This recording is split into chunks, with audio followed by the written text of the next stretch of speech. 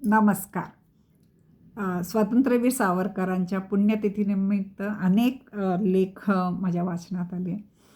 त्यात मंदार जोग यांचा फेसबुकवर आलेला लेख मला खूप आवडला आणि त्यांची टीप त्यांनी लिहिलेली आहे की हा संदेश जास्तीत जास्त लोकांना पोचवा आणि हे मला खूप आपले विचार पोचवणं खूप गरजेचं आहे आणि त्यांनी त्याच्याबद्दल सगळ्यांना मुभा दिलं अगदी मनापासून.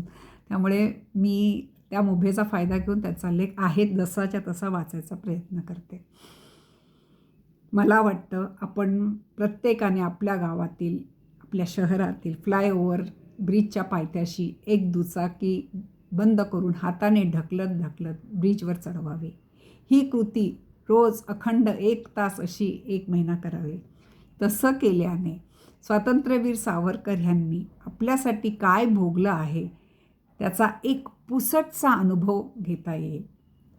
देशाच्या स्वातंत्र्यासाठी, आपल्या सर्वांच्या भविष्यासाठी स्वतःचं 14 वर्ष आयुष्य सश्रम कारावासात आणि 13 वर्ष आयुष्य घरात नजरकैदेत व्यतीत करणाऱ्या युगपुरुषाच्या बद्दल जितकं लिहावं, बोलावं, वाचावं तितकं कमी. साधं दाढी करताना किंवा भाजी चिरताना गाल किंवा बोट कापलं तरी विहळणारे आपण, घाण्याला जुंपून पाठीवर आसूड झेडणाऱ्या तातेरावांसारख्या माणसांच्या यातनापुढे किती थिटे आहोत ह्याची कल्पना करा.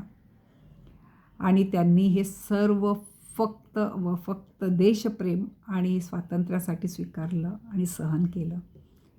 अंदमान बेटांची भूमी ज्यांच्या पदस्पर्शाने पावन झाले ते सावरकर, ज्यांच्या ऐतिहासिक उडीने विशाल समुद्र अजरामर झाला ते सावरकर, तुरुंगातील भिंती ज्याच्या अद्वितीय अप्रतिम काव्याने उजाळून गेल्या ते सावरकर,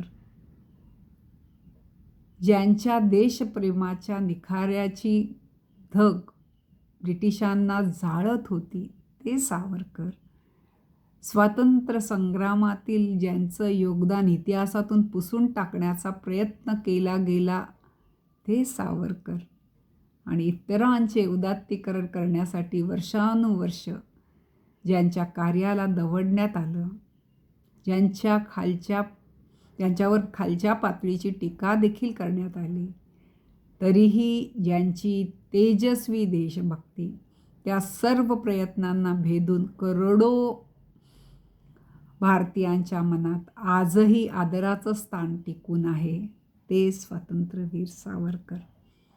असो, स्वातंत्र्यवीर सावरकरांबद्दल माझ्यासारख्या किरकोळ माणसाने बोलणे म्हणजे ज्योतीने तेजाची आरती ठरेल.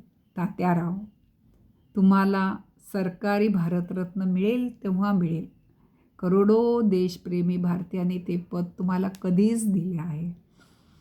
अत्यंत हुशार, तेजस्वी, राष्ट्रप्रेमी, द्रष्ट्या आणि देशासाठी खरोखर आपल्या आयुष्याची होळी केलेल्या स्वातंत्र्यवीर सावरकर ह्यांना त्यांच्या पुण्यतिथीच्या निमित्ताने साष्टांग दंडवत. हा मंदार जोग यांनी लिहिलेला लेख. खरोखर आपण प्रयत्न करून बघायला पाहिजे की आपण कोणासाठी तरी कष्ट करू का? आपल्यासाठी करताना आपण एवढे थकतो. आणि त्यांनी देशासाठी शिकलेले होते. ते साधी नोकरी करून किंवा हे व्यवसाय करून छान जगू शकले असते, पण काट्याकुट्याचं कर्ण वाट त्यांनी स्वातंत्र्यासाठी स्वीकारली. अशा स्वातंत्र्यवीर सावरकरांच्याबद्दल किती वाचावं आणि लिहावं हे खरंच त्यांनी जे लिहिलं आहे मंदार जोग यांनी ते खरंच अपुरं आहे. आणि पुन्हा पुन्हा जसं आपण रामायण महाभारत याचं पारायण करतो, पुन्हा पुन्हा वाचतो तसं स्वातंत्र्यवीर सावरकर यांच्याबद्दलचं लेख वाचताना, पुन्हा पुन्हा त्याचं पारायण करताना कुठेतरी देवत्व पण असलेला हा मनुष्य आहे असं वाटतं. हे माझे विचार आहेत. तुम्हाला माझे विचार कसे वाटले नक्की मला सांगा. तुम्ही मला ऐकता त्याबद्दल मी खूप आभारी आहे.